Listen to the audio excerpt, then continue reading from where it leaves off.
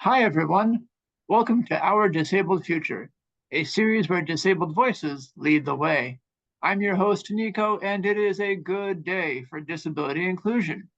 Each day, during Disability Pride Month and beyond, I'm amplifying real disabled stories, where we are, where we want to go, and how the heck we're going to get there. Together, I think. Today, I'm thrilled to be joined by Amy. Let's dive in. Hi, Amy. Thank you for joining me. Thank you so much for having me. Tell us about yourself and your disabled life. Yeah, I am located in San Diego. I am a queer person and I've been living here for about 5 years or about 6 years. And I started having daily symptoms about 5 years ago, right around the pandemic. And I think that's really common for a lot of folks who have a lot of similarities to me, where we were kind of just I had symptoms, but I was trying to ignore them and they were spread apart. And I was just pushing through, push, push, push. And then COVID happened and it was like, oh, you can't do that anymore. And now you're incredibly stressed. And so here's a ton of symptoms.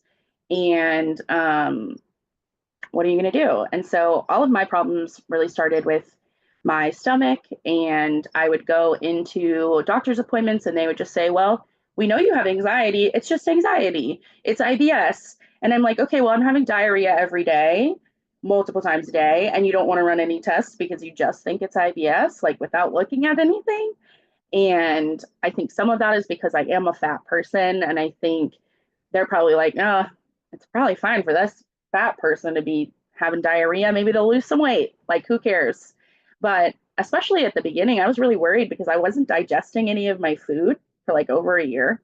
I'm like, if I was skinny, you'd be worried I would be malnourished, but you're not because of that. And it's been a really long journey and it is not done towards trying to get a diagnosis. I have been diagnosed with IBS, but you need to have an endoscopy and a colonoscopy to be diagnosed. If you don't know that, for my stomach girlies or boys or they thems, they can't tell you have that without those tests. And I've been diagnosed with interstitial cystitis or painful bladder syndrome and pelvic floor dysfunction. I don't think that those diagnoses really capture all of my symptoms, and my symptoms keep progressing to different areas of my body. And so I'm really advocating for myself a lot with different specialists.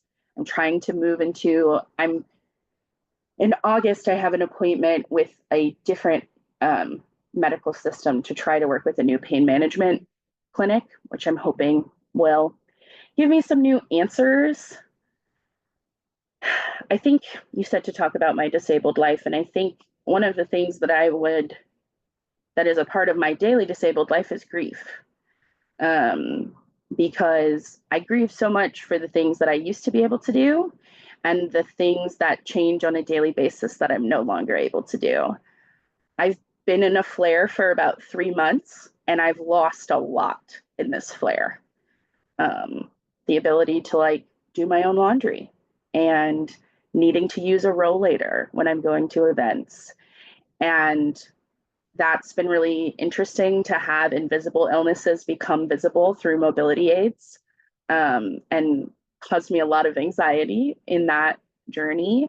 Um, but I just think there's a lot of grief for the life that you wish that you could lead and the things that you have to say no to take care of yourself on a daily basis is really heavy. And but you know, I think it's like there's grief and then there's joy and the things that I am still able to do, and in the relationships and the people that still see me and want to meet my access needs to be in relationship with me.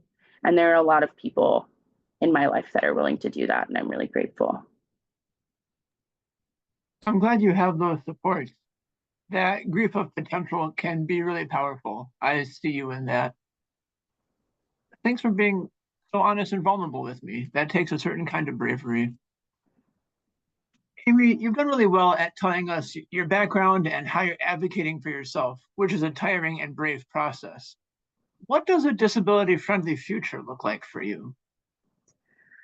I love that question. I think there's so much imagination that can go into it. And I think that's a really big part of it for me of we need to have a radical imagination of what we believe is possible because the world we live in now is not, even before the current administration, was not good enough, right?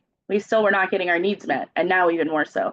So I think we need to have a really radical imagination of what that looks like. One of the things that I think would be really transformational in creating a disabled friendly future is believing people and people's pain, having more trauma informed providers and admittance processes, because like the way that I was treated when I first started having symptoms was not trauma informed. Like I was not treated with care. I was treated like a stupid girl who just needed to meditate and do some yoga and lose some weight. And that was so hurtful. I went to a gastroenterologist who, before doing any tests, told me that I needed gastric bypass because a person with stomach issues definitely needs to have their stomach chopped up. You know, that's going to help. Sorry, a little bit of a rant, but I think trauma informed care, I think making accommodations more of a conversation for all people, that everyone needs some accommodations. Glasses are accommodations, you know, there's tons of accommodations that we utilize all the time. And how do we make that a way that we move in the world? Like, what are your access needs to show up to this event? And making that more of a question that we have, as well as like transforming. One of my biggest issues is seating because chairs are awful. Like almost everywhere, chairs are really bad. They're too small. They're made of metal. They're really hostile architecture. I think we live in a world that has a lot of hostile architecture because of capitalism. And I think how could we transform to have like to encourage spaces to be comfortable for people to exist in, as opposed to uncomfortable to get you out so I can make more money. Um, Another thing I wrote down was transforming mental health care. I think the mental health component of physical health is massive. The brain body connection is so important and is a really big part of my disabilities because I have IBS's nervous system dysfunction. So the connection between my brain and body is dysfunctional. And I, due to privilege, have been able to work with a lot of specialists who have helped me gain CBT for chronic pain and like all of these tools to help me better manage that. But that's not what people with no money are getting when they go to the county with these problems. Like I acknowledge that's like a part of my privilege as a person. And we need mental health care that's trauma informed and sees people in their bigger context and like in their actual lived experience. What are the supports you need to be successful? Because if it's just that every 6 months you're coming in on a 5150 and then I discharge you, like we're not changing anything. We're just making it so you don't kill yourself and then pushing you back to the street. And that is how a lot of mental health care works in our country now. And I'm very, very passionate about mental health care reform because I think that it's a way that we are really failing so many people. There are so many people who don't even try to get help because of how impacted the systems are, let alone the people that are trying to get help and that are falling through the cracks and aren't getting better because the system wasn't really made to make them better. Also, remote work should just be allowed for everyone in the disabled future whenever they need it. I don't need a doctor's note. I'm going to work from home because I have the sniffles. Great. Don't get anybody else sick. Those are some things I wrote down for disabled futures. That was awesome. In your answer, I hear a call for wider acceptance massive upheaval of our mental health care system, and an overall drive towards being human-centered rather than profit-centered.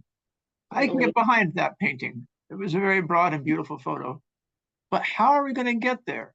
What's your roadmap? What do you think? Yeah, I think for I talked about that radical imagination. I think that and having a hope practice, something that keeps you going, because even just managing disability is really hard, let alone the world we live in. So we do need to have a place where we're caring for ourselves. I think that's, and not just physical care, like emotional, mental, spiritual care.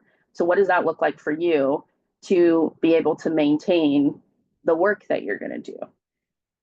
Um, I think it's figuring out what role works for you in the revolution, because it's, for me, like, I acknowledge, like, in my early 20s I could protest and go to marches, but that's not the best use of my spoons anymore. My spoons can go a lot farther somewhere else. And so thinking about what are the behind the scenes or the things that you can do from bed, contacting your representatives, things that are lower effort. And I think a huge piece of this is boycotting. I would really love, like, and this has been happening for over a year, the BDS list related to Israel and Palestine and not shopping at those retailers. But I think that in our capitalist society, if we can impact the money, that's what matters, because that's what's going to make people notice. And can we create these, like,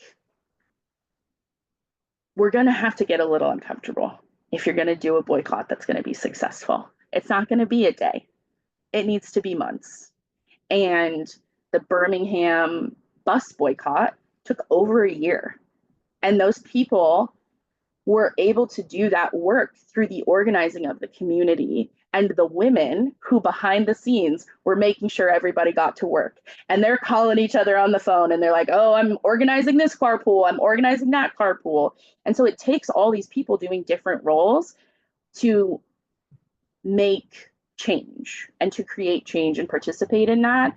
And so I think as a disabled person, being thoughtful of where your spoons can go the furthest, and not sacrificing yourself, because we need you. And this is not going to be quick. So you need to think about the long haul and not just a sprint. And I think for me, maybe that means you have to say no to stuff and you can't do everything. But if I can say no to something now that enables me to keep working for more months, that's more important. And so I think, like, can you kind of try to keep sight of both the immediate and the long term, and supporting yourself through that um, is really important. Thank you. That was very detailed, and I appreciate that. As our time together draws to a close, Amy, I want to give you a chance that you and I, as disabled people, rarely get. That's a chance to brag about yourself, promote anything cool you've recently done, or maybe have in progress. If you have like a social media presence or a link tree, where can people find you online? But this is just your chance to be your own cheerleader. So let's hear it. Yeah. I do have an Instagram and a TikTok. Amy, my first name, C as in cat, Bonds. Um, and I have not been active on those in a while because things are crazy. But I do have a lot of things in the works with, um, I'm working on a personal art project related to um, making my invisible illness visible through medical waste. I saved all of my everything from the prescriptions and the pill bottles and my CPAP supplies and my notes from insurance. And I am starting to create pieces out of this waste. Um, because even though I have an invisible illness, it's very visible to me. It's very visible in my personal life. It's just not externalized. And also there's so much waste. And that was the other part, the kind of the eco-friendly component of, as disabled people, we often have to use single-use plastic just because of, for a lot of different reasons. And how can we thoughtfully change some of our relationships with that? I have this idea, which I have not started working on, but if anyone has thoughts about it, please reach out, which is recycling pill bottles to turn them into accommodation tools. So like shredding plastic and then 3D printing different accommodation tools. And I just think that would be just one example of like, how do we get creative? And that's really exciting to me. I am hoping that soon I'll be able to share some of the work that I have been creating. And yeah, recently, another little brag I'll make about myself because I just did this yesterday.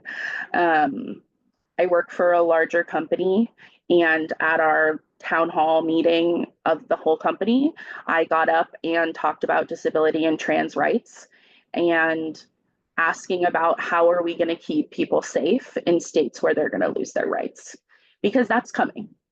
And if we're a national company, what are we going to do for those people who are in Mississippi and Georgia and Florida?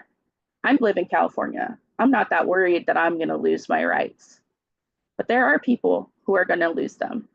And so in that moment, like, how do we figure out how to keep people safe? That, and hoping to really continue and create a larger discussion within my workplace about how we can do that. Amy, thanks for advocating. That all sounds awesome. Thank you. Of course. All right, folks, tune in next time. This is Our Disabled Future, and we're building it one day at a time together. No matter where you go or what you do, I'm rooting for you, and I can't wait to see what you do next. Bye.